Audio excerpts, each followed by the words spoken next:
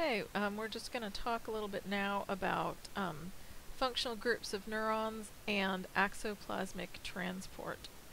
So we talked about this a little bit in Chapter 1, how neurons are divided into functional groups by what they do.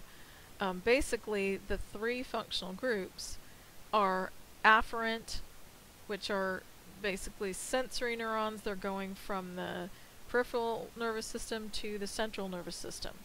Efferent neurons, which are motor neurons, generally, they're going from the central nervous system to the peripheral nervous system.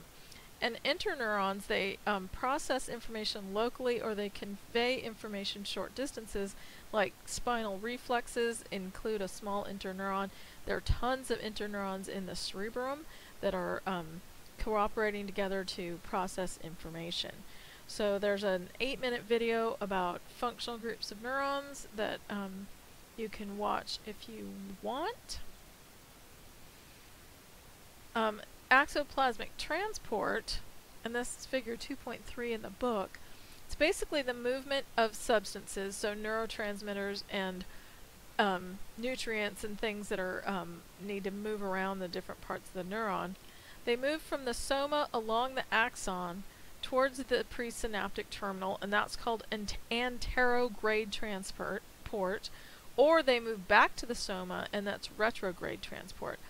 So there are various speeds of transport, and it tends to slow with aging or with degenerative diseases like Alzheimer's, for example.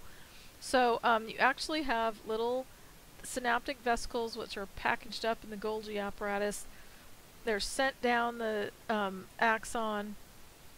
In the picture you see like a little red squiggly line, and that red squiggly line is like a an escort protein, or you can sort of think of it like the rope tow at a ski area. The little red proteins are the little rope tow handles. The little vesicles, the full vesicles probably, that are holding on to the handle toe going anterograde down to the presynaptic terminal.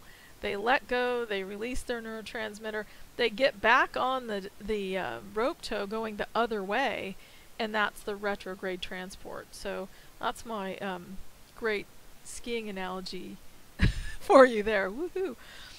So there's a video about axonal transport. It has a lot of detail, a lot of it that we don't need to know, but it has a good explanation of the process as well. As far as the video links that I've posted on there, you will not be responsible on exams for any information on those video links that wasn't discussed in a lecture or the content material on Canvas or in the book.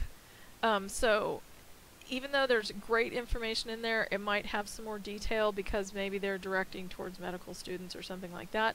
But you don't need to know any information that's in those extra videos that is not in our course content. You will not need to know that for the test.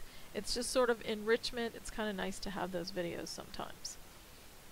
So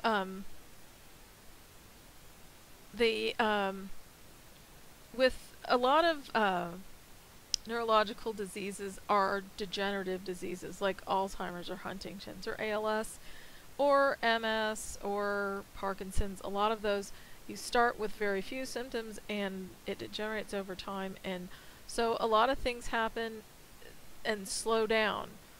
Axoplasmic transport is one of those things that's affected. So of course, if you don't have that transmission of nutrients and neurotransmitters, the neuron's not going to function quite as well, and so you're going to have slowed neurological processes. It really makes sense.